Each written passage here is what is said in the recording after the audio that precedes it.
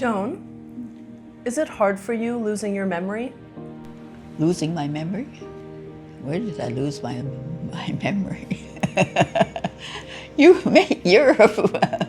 did you? Okay, tell me.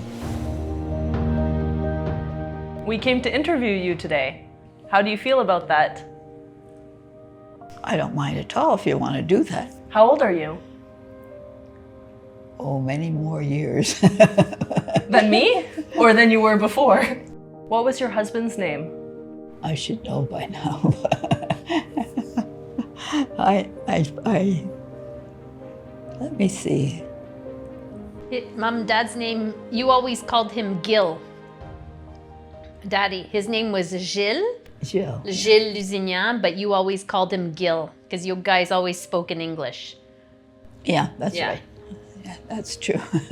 Joan, how many children do you have? At least three or more. Jill, what's it like caring for your mom these days? So I typically try and come and see Mom a couple of times a week. I usually fix her hair. Either I help her shower, wash her hair and do her hair, or if it's during the week, then I just come and touch her up and curl her hair and stuff. That's always been a big part of our routine. Yep. And I like to make her laugh, and I also like to interact with all of the other residents who don't have people who come in. Has anything changed over the years in her personality? Yes, so for example, when other people are trying to look after her, she does not like that. So to sometimes see her lash out at a worker is surprising for us. But then afterwards, when we kind of get her grounded and get her back on track, then she kind of comes back to her normal self. Although it is hard at times to have conversations, you have to kind of play around and just keep going. Having said that, you still have this person that you love in front of you, and you have that opportunity to still exchange and to make them happy. And they also in turn make us happy. What do you think is the sense of getting dementia? Why is this something that is part of the human condition?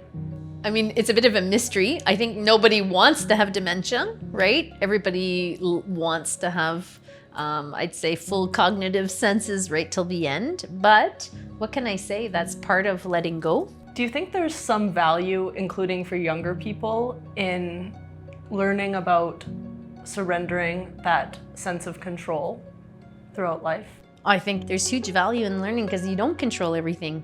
And people who try to control everything, they get depressed because they realize, guess what, in life, you can't control everything. There's curveballs all the time. One of the reasons many Canadians say that they would like to ask for euthanasia is because of their fear of being a burden, especially mothers and grandmothers. Is your mother a burden? No, she's definitely not a burden.